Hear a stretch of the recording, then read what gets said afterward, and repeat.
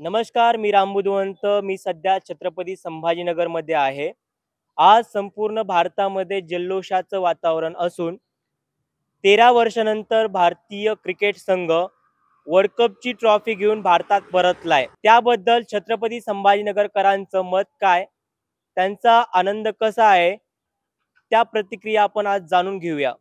अभी जैसे team India जीत के आई है वर्ल्ड कप, अपना T20 वर्ल्ड कप, तो काफ़ी खुशी हो रही है कि कितने 13-14 साल बाद हमारी टीम जीती है। और I am happy for Rohit Sharma, Ravindra Jadeja and Virat Kohli, तीनों को रिटायरमेंट हुई है, तो रिटायरमेंट उनका आखिरी मैच वर्ल्ड कप जीते हैं, तो काफ़ी खुशी हो रही है इसलिए। और सूर्य कुमार का जो कैच था वो तो अलग ही लेवल था।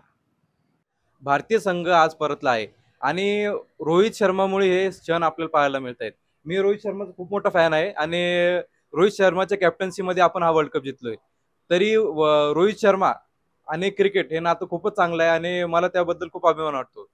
आज भारतीय संघ ट्रॉफी घेऊन भारतात परतला आहे आणि त्यासाठी भारतीय पण खुश आहेत आणि जो रोहित शर्मामुळे आम्ही जिंकलो आहेत त्याच्याबद्दल पण मला खूप उत्सुकता आहे आणि खूप धन्यवाद मानावे वाटतात रोहित शर्माचे पण. आज भारतीय टीम मुंबईमध्ये परत आल्यामुळे मला जास्त आनंद होत आहे. कारण की आज भारतामध्ये सगळीकडे जल्लोषचं वातावरण सुरू झालं आहे. कारण की म्हणजे पुरुषांमध्ये तर आहे, पण महिलांमध्ये पण तितकंच आहे. आणि छत्रपती संभाजीनगरमध्ये सध्या जल्लोष जास्त चालू आहे.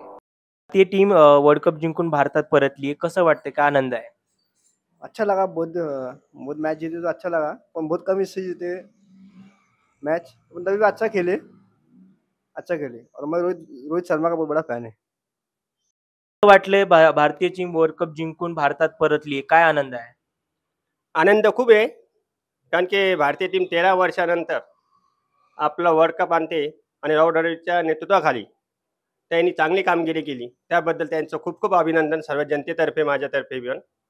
आणि दुसरी एक गोष्ट, त्यांचं आज मोदीजींनी आपला दिल्लीमध्ये आल्यानंतर आज दुपारा 2 ते 2:30 वाजता त्यांचं स्वागत समारंभ ठेवलेला आहे.